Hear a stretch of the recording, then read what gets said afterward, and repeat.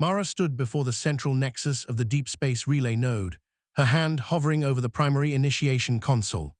The air within the station hummed with a low, thrumming warmth, the residual energy from the circulation engine restoration still vibrating through the deck plating.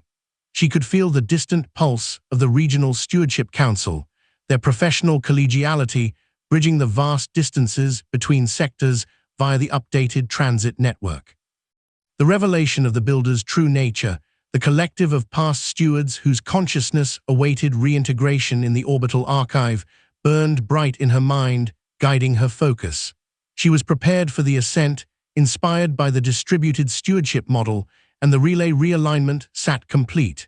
Now came the synthesis. Mara engaged the controls. Her fingers danced across the interface, channeling the vast trove of archival data she had recovered from the submerged archives, the medical automaton logs, the climate matrix, and the tidal calibration sequences. She directed the stream toward the Nexus core, intending to weave these disparate threads into a unified tapestry that would finally resolve the overarching mystery of the builder's legacy. The harmonic resonator overhead responded instantly, its adaptive intake valves engaging with a smooth whir as it synchronized with the tidal pulse, stabilizing the feedback loop against the incoming flood of information. For a moment, the Nexus glowed with promise, the light in the core intensifying as data streams converged. Then, the harmonic intake valves abruptly shuddered and rejected the input. A sharp dissonance cracked through the chamber, causing the holographic displays to flicker violently. Mara stepped back, her heart rate spiking as she watched the primary synthesis sequence collapse under a wave of interference. The valves slammed shut, locking into a defensive posture, cutting off the data flow entirely. "Diagnostic sweep," Mara commanded, her voice steady despite the sudden failure. She initiated a deep system analysis to pinpoint the source of the rejection. The results populated across her visual field in cascading columns of amber warnings. The problem was not mechanical, it was fundamental. The planetary health grid, now active and verified through the medical automaton handshake, was broadcasting conflicting calibration matrices. The surface sectors, freshly harmonized by the Council cooperative effort, were transmitting a frequency optimized for terrestrial integration. However, the orbital archive coordinates Mara had decoded pointed toward a reintegration interface that required a vastly different harmonic alignment. The grid was trying to do two things at once, pulling in opposite directions, creating a phase shift that paralyzed the Nexus. Mara studied the waveforms, her engineer mind dissecting the conflict. The builders had emphasized distributed stewardship over centralized management, viewing the planet as a single entity requiring cooperative calibration. They had designed systems to adapt rather than dictate. The rejection was not a malfunction, but a safeguard born of their philosophy. The Nexus could not synthesize data that was fundamentally out of phase with the grid dual-state output because the builders viewed the world through the lens of unity. Forcing alignment would violate the cooperative calibration they had established as the foundation of their legacy. To proceed, she needed to bridge the gap between the surface harmonics and the orbital requirements without breaking the delicate balance the Council had established. She traced the data paths, looking for the point of divergence. The manual controls for the frequency bridges were buried deep within the relay subroutines, rarely used since the builder's departure. These interfaces required a tactile connection, a direct resonance between operator and machine that mirrored the trust the builders placed in their successors. Mara realized that the distributed stewardship model demanded her active participation here. She could not simply command the system to comply, she had to facilitate the alignment herself. A manual frequency bridge was required to gently nudge the surface sectors into phase with the Nexus synthesis matrix, creating a unified wave that honored both the planetary health grid and the orbital archive reintegration protocol. The primary sequence remained stalled, the intake valves holding firm against the unresolved phase shift. Mara exhaled slowly, her gaze hardening with determination. The blockage was clear, and the path forward required a delicate touch. She moved toward the manual interface, ready to build the bridge that that would allow the legacy of the builders to finally breathe again. Mara stood before the central nexus, her hands hovering over the holographic manifold where the phase shift manifested as a jagged tear in the harmonic overlay.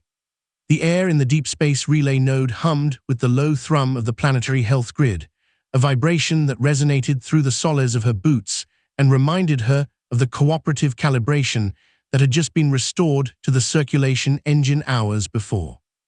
Yet despite that success, the orbital archive remained stubbornly out of reach, its coordinates drifting further from alignment with every pulse of the tidal matrix. The data streams demanded immediate attention. Mara routed the conflicting calibration matrices through the decoding lattice, weaving them against the fully decoded climate archive data.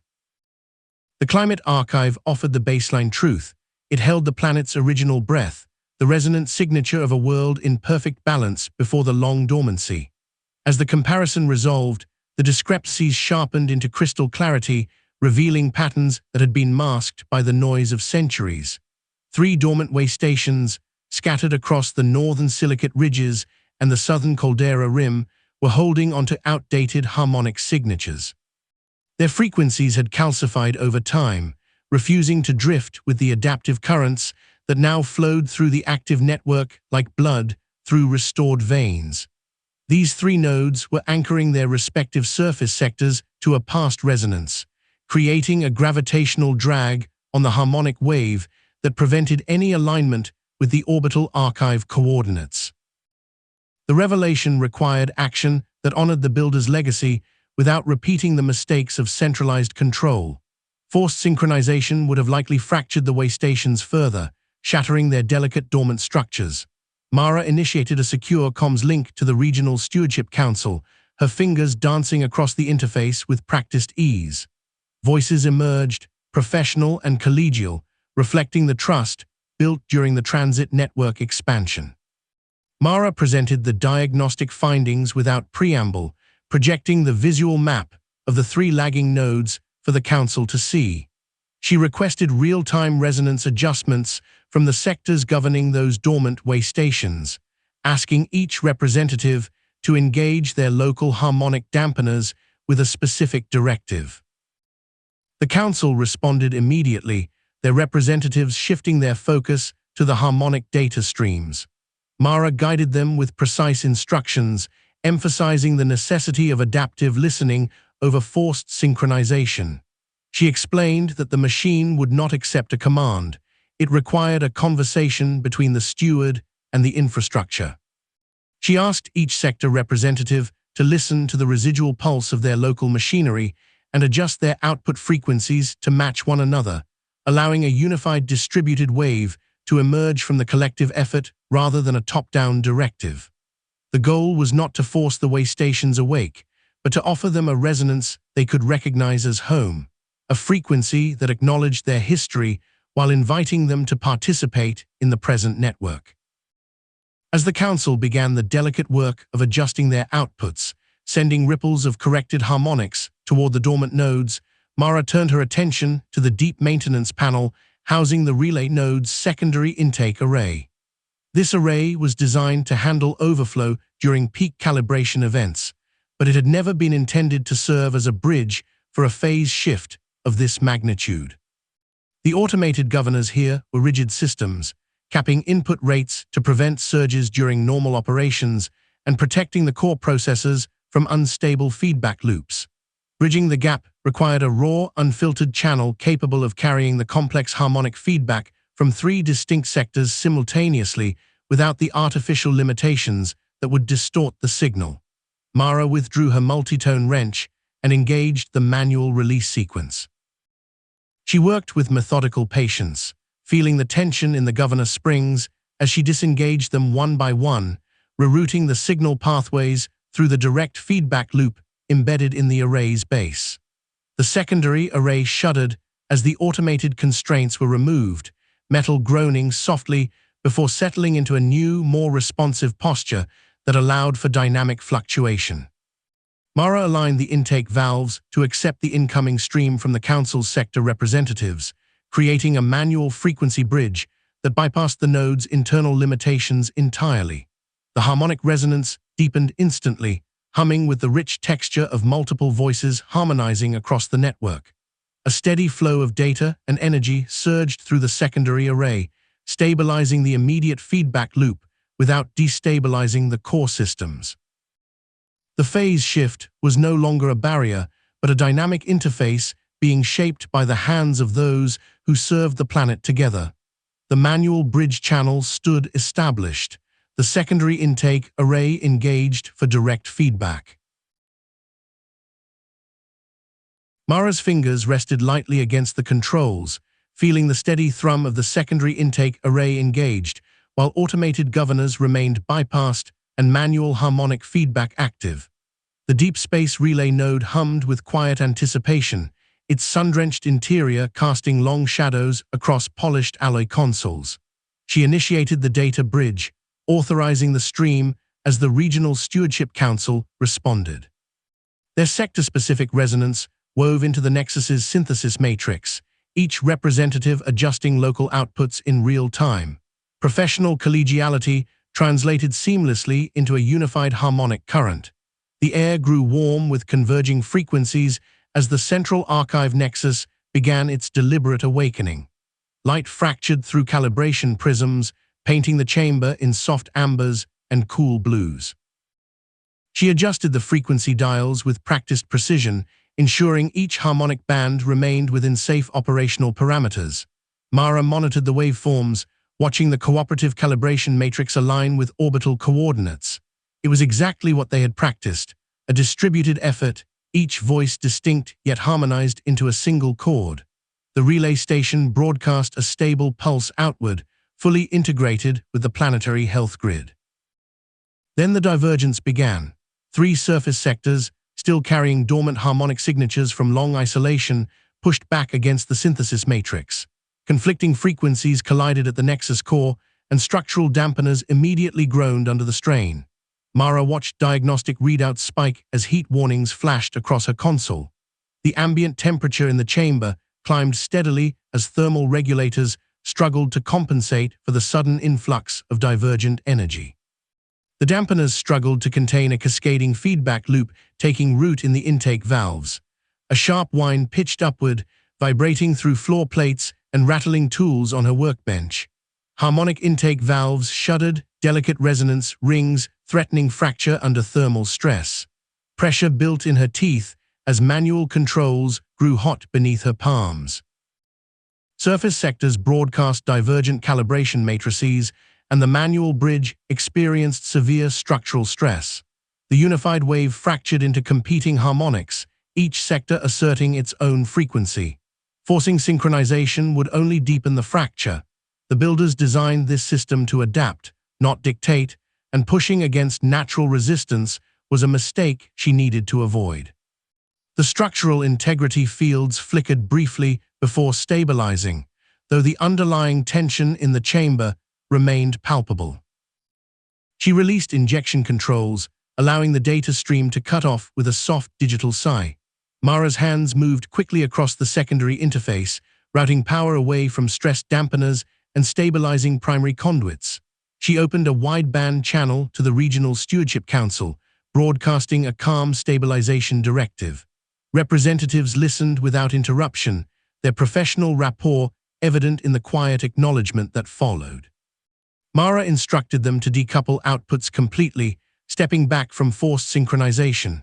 They were to listen for the residual tidal pulse that naturally emerged when left undisturbed. Only once divergent frequencies settled into baseline hum would they attempt gentle resynchronization.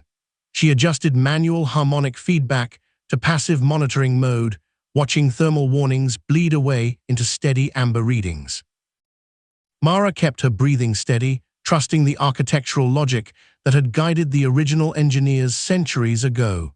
Every movement was deliberate, guided by years of careful observation and respect for the delicate machinery. Structural stress eased, but underlying tension remained, waiting for the next phase of calibration.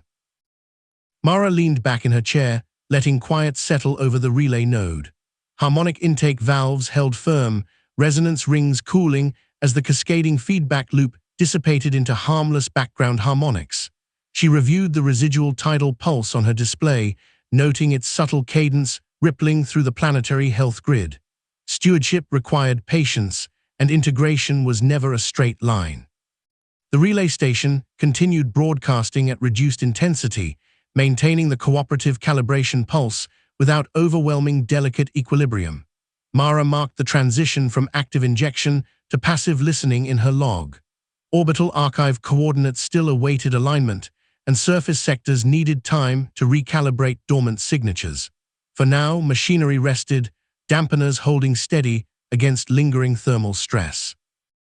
The quiet hum of the relay node provided a steady anchor in the growing stillness. She listened to the faint pulse of the network breathing in harmony with her rhythm, ready for when the surface sectors would finally listen together. The harmonic intake valves shuddered violently, their metallic groan vibrating through the relay node's floor plates as the cascading feedback loop tightened its grip on the structural dampeners. Venn watched the diagnostic glyphs fracture across her primary console, warning amber bleeding into the crimson zone of critical stress. Her fingers twitched toward the manual override levers, the engineer's instinct screaming to force a lock, to hammer the divergent matrices into submission through sheer mechanical authority. But the archival data she had just decoded whispered against that impulse with quiet insistence. The builders had never dictated, they had adapted. Forced synchronization was a relic of control, and the planetary infrastructure was rejecting it with every shudder of the failing valves. The realization washed over Mara. The stress wasn't a failure of power, but a symptom of friction against the planet's own rhythm. Mara withdrew her hands from the command interface. With a deliberate, grounding breath, she severed the centralized routing protocols, isolating the Nexus from the external demand for order. She watched the active transmission gauges drop to zero as the manual bridge surrendered its grip on the surface sectors. The feedback scream in the air died instantly, leaving behind a ringing silence where the structural stress held for a heartbeat before beginning to recede like a tide pulling back from a retreating shore. The dampeners cooled, their tension easing as the system stopped fighting its own nature. She turned her attention to the secondary intake array, engaging the harmonic feedback loop not to broadcast a directive, but to open a receptive channel. Mara navigated to the deep storage buffer and extracted the fully integrated medical automaton logs. These records were distinct from the cold arithmetic of tidal matrices. They contained the memory of perfect cooperative response, a handshake protocol where nodes adjusted instantly to support one another without command or coercion. The automaton logs sang with a clarity that the climate archives lacked, a living logic of adaptation that had kept generations of infrastructure alive through uncertainty. She routed this cooperative calibration matrix directly into the Nexus's core logic, using it as a harmonic template rather than a master key.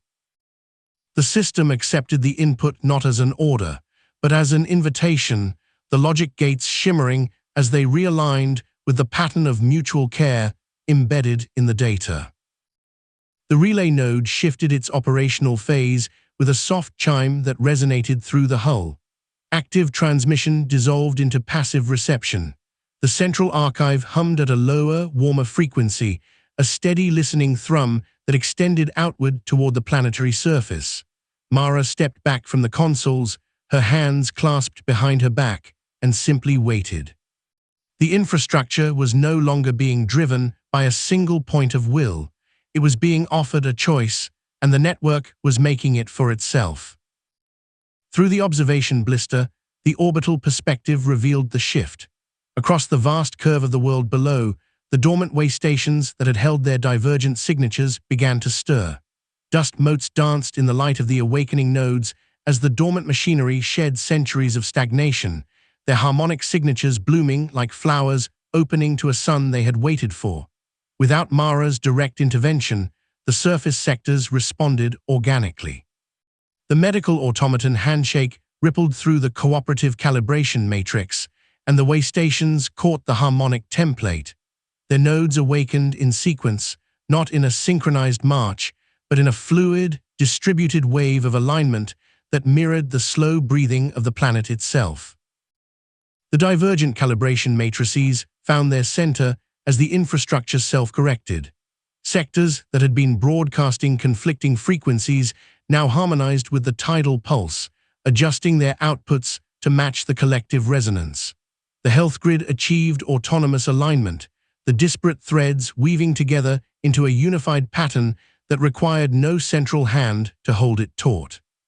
Mara watched the data stream settle into a graceful, self-sustaining rhythm, the surface sectors beginning organic synchronization as the planetary legacy proved its enduring capacity for stewardship through trust rather than control.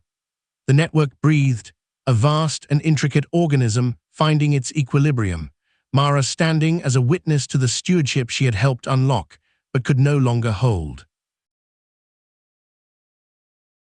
The deep space relay node hummed with a quiet confidence that had been absent for decades. Mara stood before the central archive Nexus, her hands resting lightly on the console's curved edge as she watched the harmonic intake valves settle into their final alignment. For hours, the network had struggled against residual phase shifts, but the shift to passive reception had proven decisive. Now the infrastructure was no longer being commanded. It was listening, correcting itself through a web of distributed resonance that spanned from the cultivated lowlands to the high-altitude way stations. The secondary intake array remained engaged, bypassing its automated governors to allow manual harmonic feedback to weave directly into the core matrix. It was a delicate dance, but one she had learned to trust. On the primary display, the fragmented archival data began to merge. What had once been scattered logs of climate calibration, medical automation handshakes, and tidal synchronization were flowing together in a steady, luminous stream. Mara leaned closer as the synthesis algorithm completed its final pass. The harmonic frequencies locked into place with a soft, resonant chime that seemed to vibrate through the floor grating rather than the air. Across the unified grid, the builder's collective identity emerged from the data not as a single architect blueprint, but as a living archive of past stewards. Their consciousness had been woven into the network long ago, preserved in the orbital archives, and waiting patiently for the planetary health grid to reach full cooperative calibration. The revelation was no longer a theoretical discovery. It was a verified reality, confirmed by every synchronized node across the world below. The health grid completed its cooperative calibration handshake with a steady pulse that traveled up through the station's structural supports. Mara felt it in her boots, a rhythmic confirmation that the planetary system was finally speaking as one entity.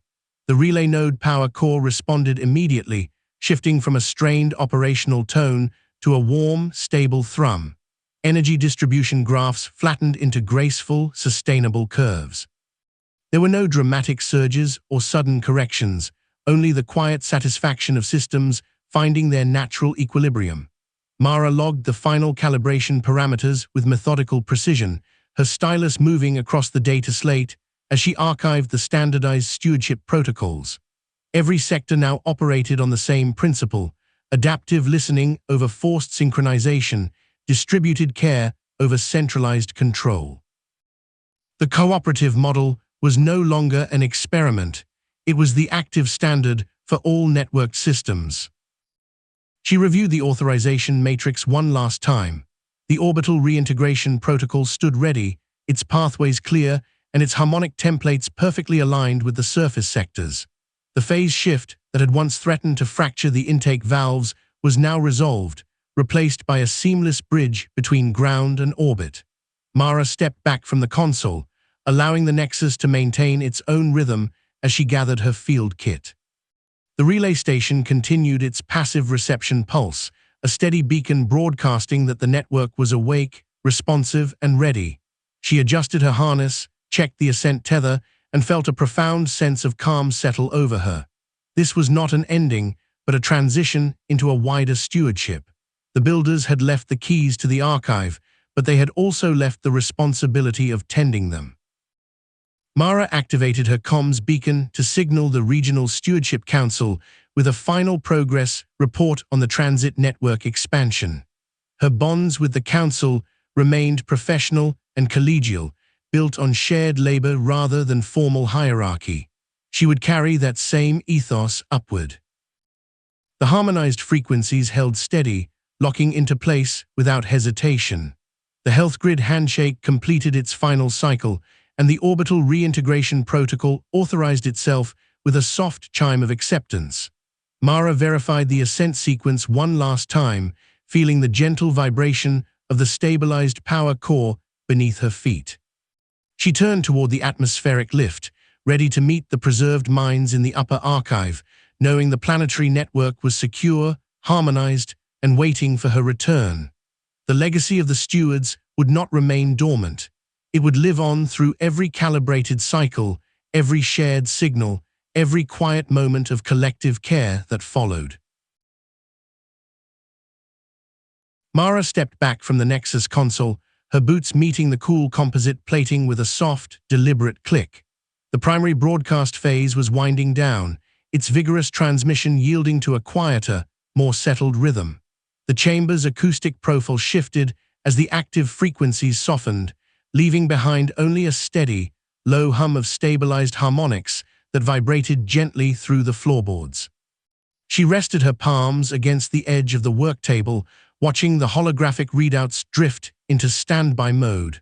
The relay node was no longer pushing energy outward, it was simply listening.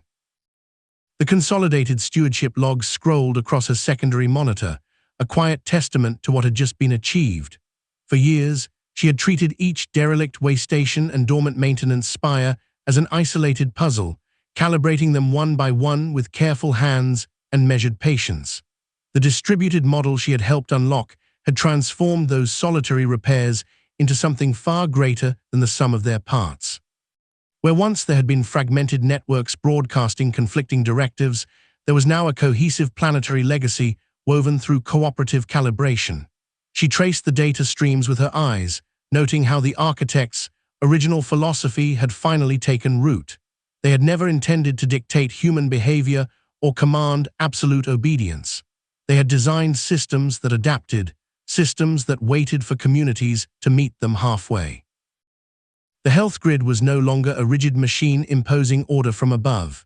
It was a living lattice of shared responsibility, responding to the gentle push and pull of coordinated stewardship across every sector.